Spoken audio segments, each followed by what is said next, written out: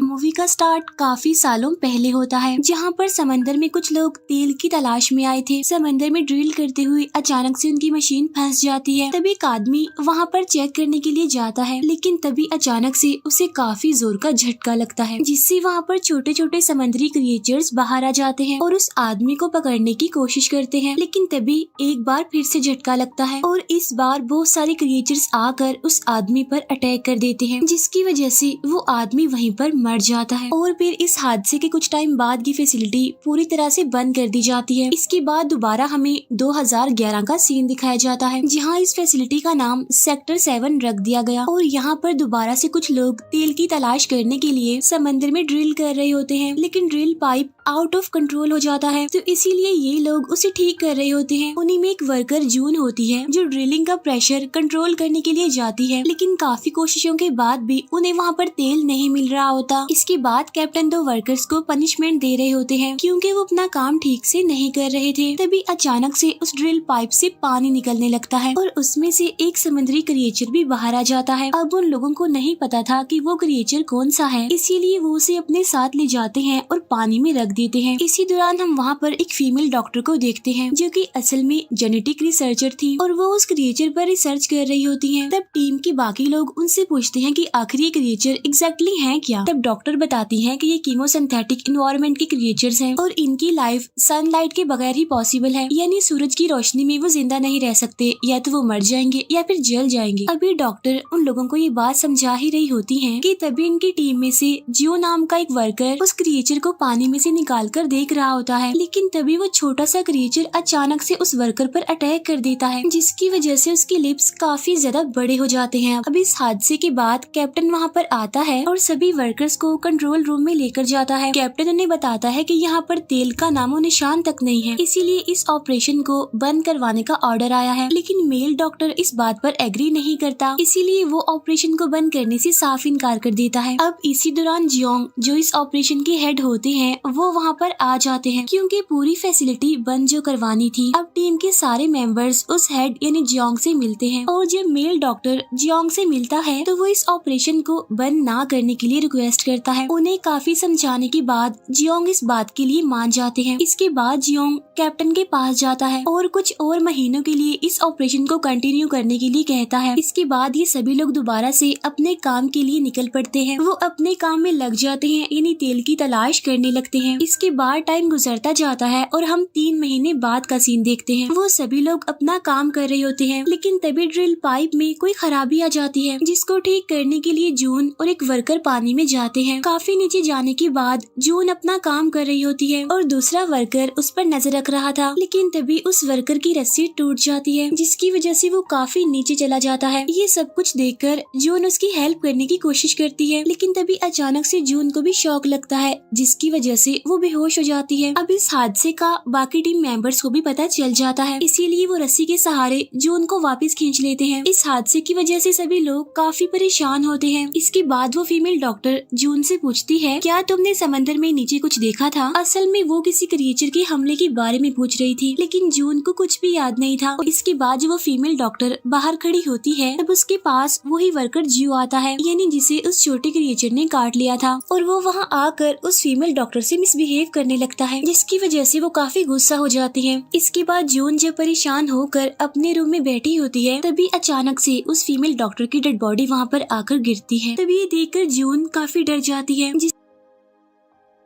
इसकी वजह से वो स्टाफ की सभी मेंबर्स को भी वहाँ पर बुला लेती है। अब ये वहाँ पर दूसरी मौत थी, जिसकी वजह से सब लोग काफी परेशान हो जाते हैं और वो सारा इल्जाम उसी वर्कर जियो पर डाल देते हैं, क्योंकि कुछ टाइम पहले वही उस फीमेल डॉक्टर को परेशान कर रहा था। लेकिन सीनियर डॉक्टर कहते हैं कि शायद ये सुसाइड होगा, लेकिन जब वो ऑटोप्सी करने लगते हैं तो उन्हें कुछ अलग ही मिलता है, यानी किसी ने जबरदस्ती उस फीमेल डॉक्टर को नीचे गिरा दिया था। तब वो सीनियर डॉक्टर समझते हैं कि शायद स्टाफ के किसी मेंबर ने उनके साथ जबरदस्ती की होगी, इसीलिए वो सबकी DNA रिपोर्ट लेने लगते हैं। अब सब लोग जियो पर ही शक कर रहे थे, इसीलिए वो उसे बेसमेंट में बांध कर रखने के लिए जाते हैं। डॉक्टर DNA रिपोर्ट से ये पता लगवा रही थी कि शायद किसी स्टाफ मेंबर ने ही किया है, लेकिन काफी टाइम हो जाता है और डॉक्टर अपने लैब से बाहर ही नहीं आते। इसीलिए कैप्टन लैब में जाता है तो उसे पता चलता है कि किसी ने डॉक्टर को भी मार दिया है। ये देखकर वो सभी लोग काफी घबराने लगते हैं। उन्हें लगता है कि शायद ये काम जियो का ही होगा, इसीलिए वो सब लोग बेसमेंट में जाते हैं। उधर हम जियो को बंधा हुआ देखते हैं, जिसे काफी डरावनी किसी क्रिएचर की आवाज सुनाई देती है, जिसकी वजह से वो काफी चिल्लाने लगता है और अपनी रस्सी खोल लेता है और वहाँ से भागने लगता है। फिर कुछ टाइम बाद वो सारे लोग वहाँ पर आ जाते हैं और साइड में ही वो वर्कर जियो बेहोश पड़ा हुआ था। तभी ये लोग उसे पकड़ लेते हैं और बस मारने ही वाले थे कि तभी वो इन लोगों को उस भयानक क्रिएचर के बारे में बताता है जो उसने कुछ टाइम पहले ही देखा था। वो उन सबको वहाँ से भागने के लिए कहता है और खुद भी वहाँ से भाग जाता है। अब ये सारे लोग उसके पीछे भाग ही रहे होते हैं कि तभी जून वही भयानक सा क्रिएचर वहाँ पर देखती है और उस क्रिएचर ने उसके बहुत सारे टीम मेंबर्स को भी मार दिया था। अब जून अपने बाकी टीम मेंबर्स के पास आकर उन्हें उस क्रिएचर के बारे में बताती है। तब ये सुनकर वो हेड यानी जियोंग उस क्रिएचर को मारने का सोचते हैं। तब जून भी गन लेकर उनके साथ नीचे जाने लगती है। फिर थोड़ी देर बाद उन्हें कॉरिडोर में उनके 2 वर्कर्स भी मिल जाते हैं और तभी देखते ही देखते उनके पीछे से वो क्रिएचर आ जाता है। तब ये देखकर वो दोनों वर्कर्स काफी घबरा जाते हैं। तब वो क्रिएचर उन दोनों पर भी अटैक कर देता है और एक एक करके बस उन्हें मारने ही वाला था तो तभी जियोंग उस क्रिएचर पर गोली चला देते हैं, जिसकी वजह से वो दोनों वर्कर्स बच जाते हैं और वो क्रिएचर काफी चीखने लगता है। तभी देखकर जियोंग उस क्रिएचर पर अपना लाइटर फेंक देते हैं, जिसकी वजह से वो क्रिएचर अचानक से जलने लगता है क्योंकि उसकी बॉडी में पेट्रोलियम बहुत ज्यादा था और यही वजह होती है कि वो जलता ही रहता है। लेकिन कुछ टाइम बाद वो क्रिएचर गर्मी को बर्दाश्त कर लेता है, जिसकी वजह से वो अपनी बॉडी पर लगी आग को बुझा देता है। ऐसा करने के बाद वो उन लोगों के पीछे पड़ जाता है। फिर वो सभी लोग लिफ्ट के जरिए नीचे जाने की कोशिश करते हैं क्योंकि नीचे के सेक्शन में एक दूसरी फैसिलिटी थी जहाँ कुछ टाइम के लिए वो लोग उस क्रिएचर से बच सकते थे। यहाँ आकर वो अपने इंजर्ड वर्कर का ट्रीटमेंट करने लगते हैं। अब जियोंग ने अचानक से लाइटर फेंक कर उस क्रिएचर को जलाना चाहा। इट्स मीन वो उस क्रिएचर के बारे में कुछ न कुछ तो जानते थे, इसीलिए सभी को उन पर शक होने लगता है और गुस्से में कैप्टन उनसे पूछने लगता है कि आखिर यहाँ पर चल क्या रहा है और वो क्रिएचर कौन है, क्योंकि रिपोर्ट के मुताबिक यहाँ पर कोई भी ऐसा क्रिएचर नहीं पाया गया था। तब जियोंग एक टैंक से एक छोटा क्रिएचर निकालता है और वो क्रिएचर पानी से बाहर आकर काफी टाइम के लिए जलने लगता है। अब यहाँ पर जियोंग सारी बात रिवील करता है। वो कहता है कि 20 साल पहले मैं अपने पार्टनर्स के साथ यहाँ पर काम कर रहा था और यहाँ पर उन्होंने एक काफी अमेजिंग चीज तलाश की थी और वो थे ये छोटे छोटे क्रिएचर्स, क्योंकि ये क्रिएचर्स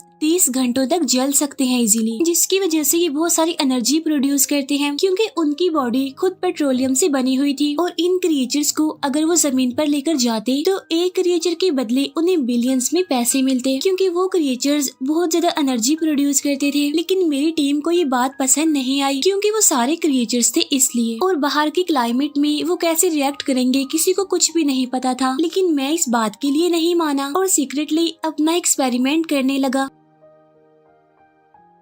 लेकिन एक दिन लैब में कोई हादसा हो गया और उन क्रिएचर्स ने मेरी पूरी टीम को ही मार दिया और इसी वजह से 20 साल पहले सेक्टर 7 बंद कर दिया गया। लेकिन फिर पिछले साल दोबारा से मैंने इस फैसिलिटी को ओपन करवाया और अपने मिशन में मैंने उस फीमेल डॉक्टर की हेल्प ली और उन छोटे क्रिएचर्स को पालना शुरू कर दिया ताकि वो बहुत सारी एनर्जी प्रोड्यूस कर सके। लेकिन फिर एक दिन एक हादसा पेश आ गया। उनमें से एक क्रिएचर बड़ा होने लगा जिसकी वजह से वो टैंक टूट गया, जिसकी वजह से वो अजीब सा क्रिएचर बाहर आकर लोगों पर अटैक करके उन्हें मारने लगा और इसी वजह से उस वर्कर की भी मौत हुई थी जो जून के साथ नीचे पानी में गया था। अब वो फीमेल डॉक्टर ये सारी बातें तुम सबको बताने वाली थी, इसीलिए मैंने ही उसे ऊपर से धक्का देकर मार दिया। अब ये सारी बातें सुनकर जून काफी गुस्सा हो जाती है और उन्हें मारने ही वाली होती है कि तभी वो क्रिएचर यहाँ पर आ जाता है। तभी देखकर सभी लोग भागने लगते हैं। जियोंग उस क्रिएचर को पकड़ने की कोशिश करता है और जनरेटर को ऑन करने के लिए जून और उसका साथी इंजन रूम में जाते हैं। यहाँ कैप्टन और वो वर्कर्स अपनी जान बचाने के लिए सबमरीन में जा रहे होते हैं ताकि यहाँ से वो भाग जाएं। जून और उसका साथी इंजन रूम में चले जाते हैं और वो जनरेटर ऑन कर देते हैं जिससे हर जगह पर लाइट आ जाती है। उधर कैप्टन और वो 2 वर्कर्स वहाँ से निकल ही रहे होते हैं कि तभी वहाँ पर वो क्रिएचर नीचे से अटैक कर देता है और ऊपर आने की कोशिश करता है। लेकिन ये लोग प्लेटफॉर्म को काफी मजबूती से पकड़ कर रखते हैं ताकि वो क्रिएचर ऊपर ना आए। लेकिन उस क्रिएचर की पावर के सामने ये लोग कुछ भी नहीं थे, इसीलिए वो क्रिएचर ऊपर आ ही जाता है। जिसकी वजह से ये लोग वहाँ से भागने लगते हैं और तभी उनका एक साथी वहीं पर ही गिर जाता है और वो क्रिएचर उसे मारने ही वाला होता है कि तभी दूसरा वर्कर उसे बचा लेता है। इसके बाद वो दोनों भी सबमरीन की तरफ भागने लगते हैं, लेकिन उन्हें वहाँ पर आता हुआ देख कैप्टन सबमरीन का दरवाजा बंद कर देता है, जिसकी वजह से वो क्रिएचर इन्हें पकड़ लेता है और एक एक करके बहुत बुरे तरीके से मार देता है। उधर जून और उसका साथी भी सबमरीन की तरफ जा रहे होते हैं, लेकिन कैप्टन सबमरीन को लेकर निकल रहा होता है। वो किसी को भी उसके अंदर आने नहीं दे रहा होता, लेकिन तभी वो क्रिएचर वहाँ पर आकर सबमरीन का ग्लास तोड़ देता है, जिसकी वजह से अंदर पानी भरने लगता है और कैप्टन की डूबने से मौत हो जाती है। इसके बाद जियोंग उस क्रिएचर से लड़ने का डिसाइड करता है और एक खुली जगह पर आ जाता है और वो क्रिएचर भी अब उसके सामने ही था। तब जियोंग उसे फायर गन से जलाने लगता है, लेकिन वो जलने के बाद कुछ ही मिनट्स में बुझ जाता है। फिर जियोंग लोहे का एक रॉड लेकर उसके मुंह में डाल देता है, जिसकी वजह से उसकी बॉडी से पेट्रोलियम लिक्विड निकलने लगता है। तब जियोंग अपनी पॉकेट से लाइटर निकाल कर उसे जलाने लगते हैं और इसी कोशिश में वो खुद भी जल जाते हैं और जलकर वो मारे जाते हैं और वो क्रिएचर भी कुछ देर तक जलता रहता है। अब यहाँ पर देखकर ऐसा लग रहा था कि जैसे वो क्रिएचर मारा जाएगा। तभी वहाँ पर जून और उसका साथी भी आ जाते हैं। अभी वो लोग ये देख ही रहे होते हैं कि तभी वो क्रिएचर जून पर अटैक करने वाला होता है, लेकिन उसका साथी उसे बचा लेता है। लेकिन फिर वो क्रिएचर जून के साथी को पकड़ लेता है और उसे लेकर पानी में कूद जाता है। लेकिन जून जब नीचे देखती है तो पता चलता है कि जून का साथी और वो क्रिएचर एक रस्सी से लटके हुए हैं। अब जून एक वायर के जरिए अपने साथी को ऊपर लेने लगती है और उसी के पीछे से